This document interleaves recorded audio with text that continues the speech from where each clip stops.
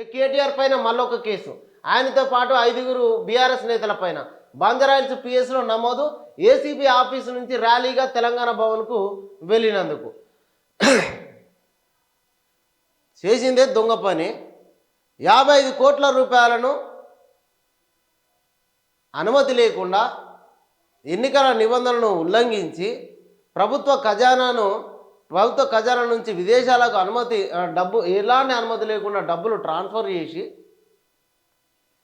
ED ACB విచారణ ఎదుర్కొని ర్యాలీగా వెళ్ళి తెలంగాణ భవన్కి వెళ్ళి అటు ఇంటికి పోయి మొత్తం వీరతిలకాలు దిద్దుకున్నటువంటి కేటీఆర్ పైన కేసు ర్యాలీగా వెళ్తే పెట్టద్దట.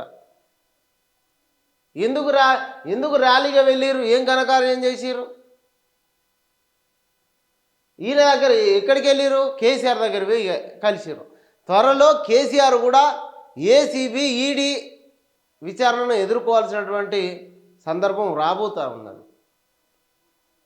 కేసీఆర్ కేసీఆర్ను కలిసిన కేటీఆర్ ఏసీబీ విచారణ వివరాలు అడిగి తెలుసుకున్న గులాబీ బాస్.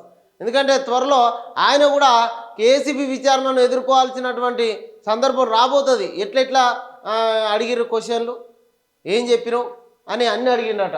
ఈడీ ఎంక్వైరీని ధైర్యంగా ఎదుర్కోవాలని సూచన చేసిండట.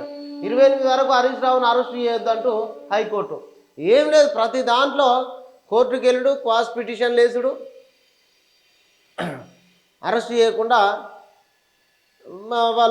చేయకుండా నోటీసులు తెచ్చుకున్నాడు.